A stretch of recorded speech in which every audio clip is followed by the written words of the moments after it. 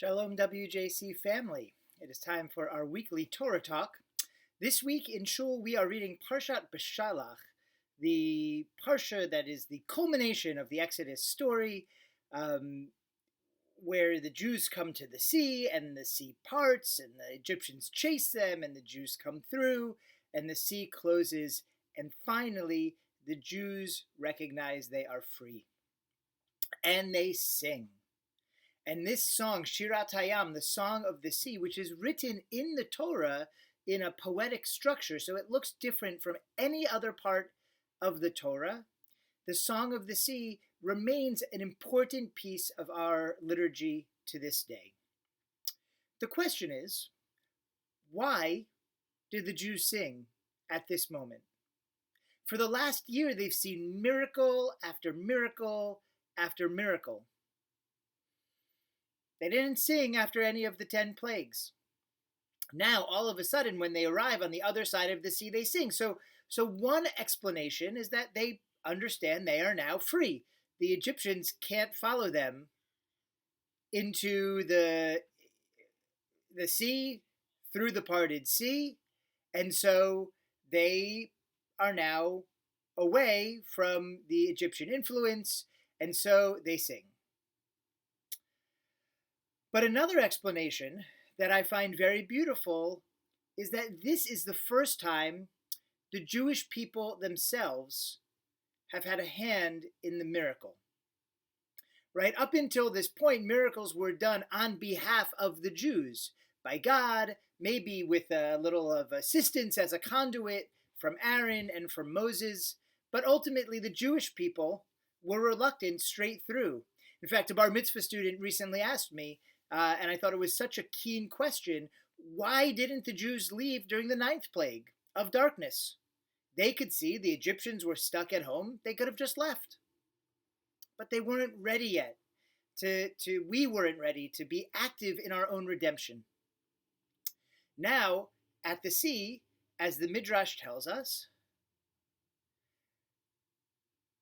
Nachshon ben Aminadav, one of the princes of the tribes of Israel, has to step into the water before the water will part, before the sea parts.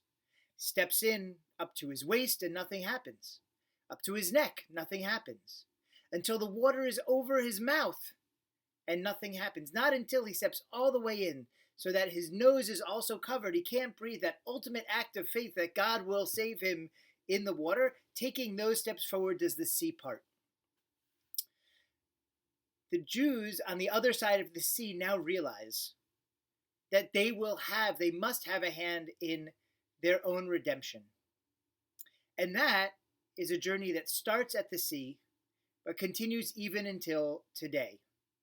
In fact, as one of my beloved teachers, Brad Artson, points out, the splitting of the sea is easy.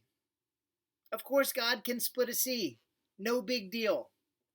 But the maturing and raising up of the Jewish people from this moment forward into a self-reliant people, into a mature people, that, well, I think maybe we're still working on it. That is part of how we define Judaism, right? Judaism is this journey, a spiritual journey that starts with Abraham, right?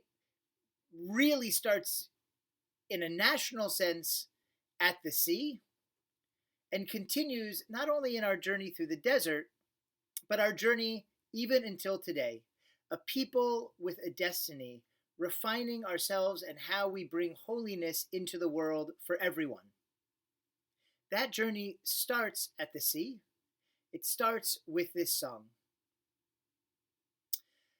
The mitzvot, the way we practice Judaism, are a continuation of this journey. These are the tools that God gives us in order to help us see a bigger picture. I'll give you an example. Just before the New Year 2021, I sent out a question to the congregation. I asked, tell me something good that happened in 2020.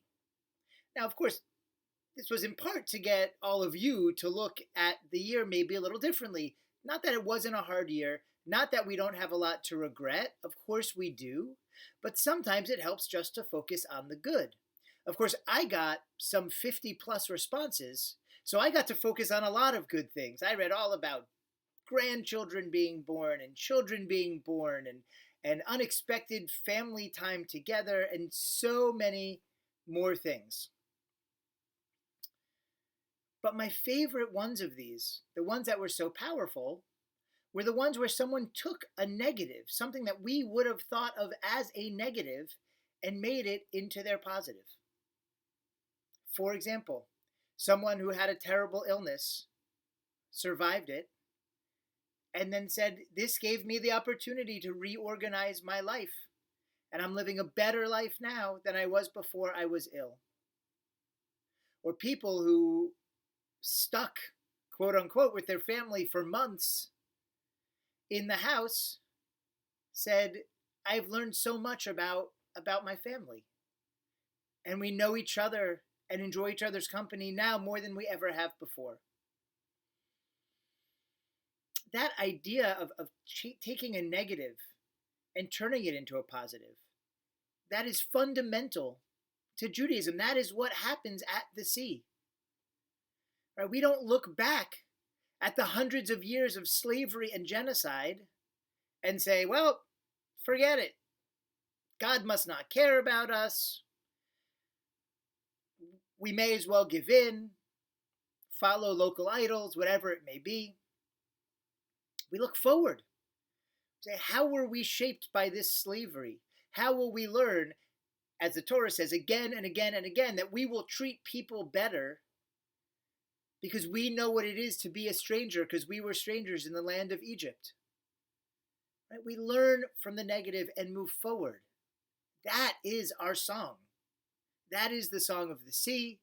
It's a song we have continued to sing as we have marched through the desert, as we have continued to refine ourselves and our religion and our faith and our philosophies, our theologies, our ideas, in order to shape each of us as individuals into people who bring holiness into the world, and the Jewish faith and the Jewish people as a whole, in order to be, as we read in Isaiah, an or l'goyim, a light among the nations.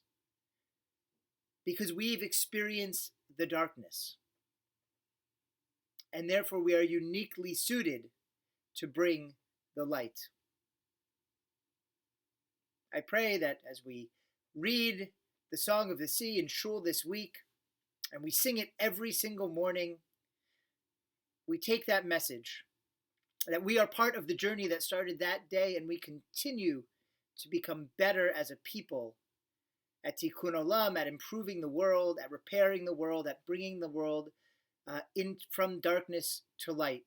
It's a journey we're still on. May we all be successful and support each other in this great quest that is the shared destiny of the Jewish people.